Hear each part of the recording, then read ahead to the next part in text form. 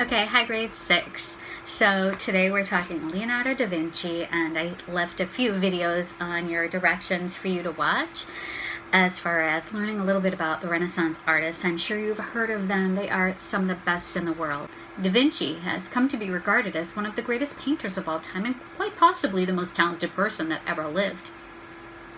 Throughout his life, his interest led him to develop many talents and become many things, including a mathematician, an inventor, engineer, scientist, anatomist, painter, sculptor, botanist, architect, musician, and writer. He has been described as a Renaissance man whose unquenchable curiosity was equaled only by his powers of invention. The Last Supper and Mona Lisa are among his greatest artistic achievements. The Mona Lisa is among the most recognizable artworks in the world. And that is from the website www.makingartfun.com. Really nice little bio of Leonardo, one of my favorite artists. And I love that Leonardo was really excited about nature, about the world, curious about science and all kinds of things. That was one of the reasons why he was such a great artist, because he was always studying what he was seeing.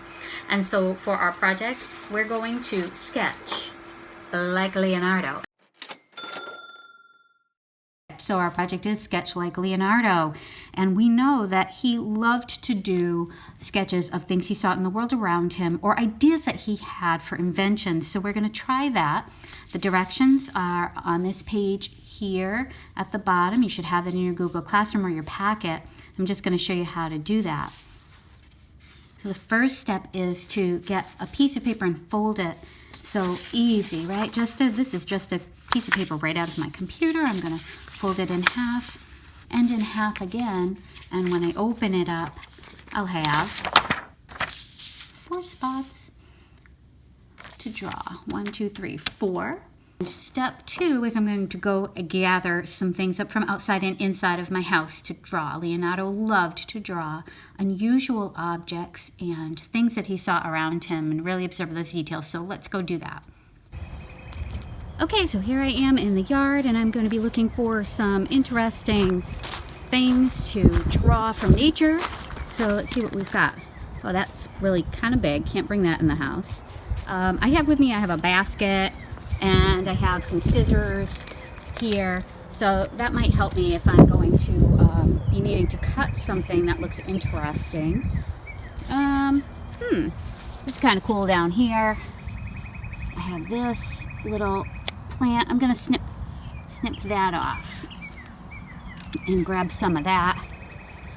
Let's see what else there is. So it looks kind of cool. Maybe I can find a neat looking rock or something like that. To find objects, you could look in all kinds of places in your house where you have weird things around. Look, here's some boxes I found that might have some interesting things I could draw. Let's look around. Be careful. You don't want to take anything sharp. So I love paintbrushes, of course. So maybe I'd grab one of those. And some other tools here. This is a hose connector. That's interesting. I don't have to know what it does. Just looking for something. Whoa, check that out. I'm going to grab those. Be careful with sharp things. And, maybe I'll check in the kitchen.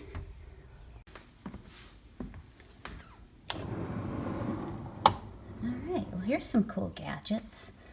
Let's see. How about this right here? Go draw that. I like this even better. I'm going to take that. Let's grab these too. Take 2 little items from my kitchen.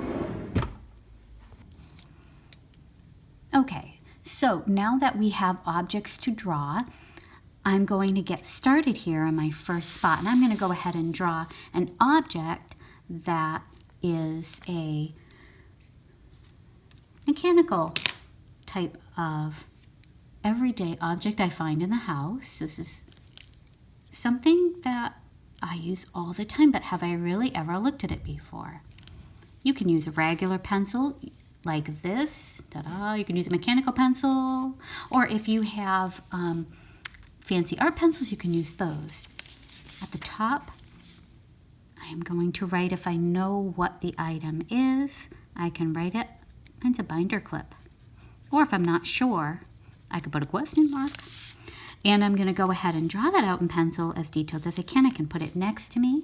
I can hold it in my hand. If you remember contour drawing from grade 5, that is a really good way to approach it, which means you kind of draw the outside first and the inside. I'm actually going to draw the clip itself as I'm looking at it. I can even see the inside a little bit. Put it down.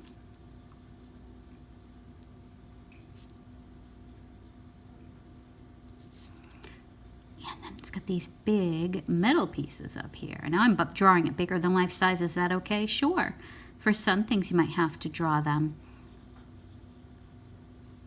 smaller than life size because it may be bigger than your paper.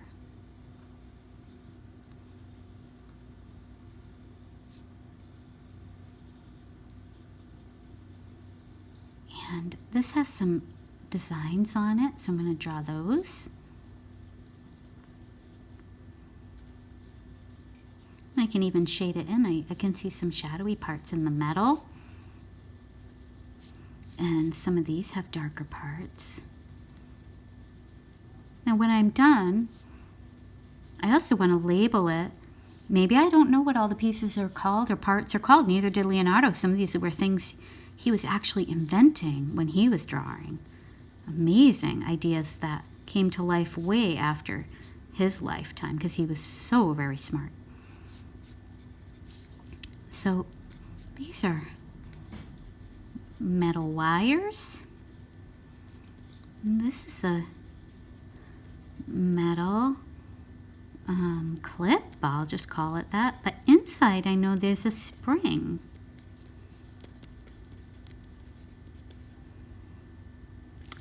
So I want to label with some things about what makes up this object. Now here are two examples, my example of my nature objects and my example of my found objects for you to check out and have fun exploring these objects like with the mind of Leonardo, an artist and a scientist. Have fun.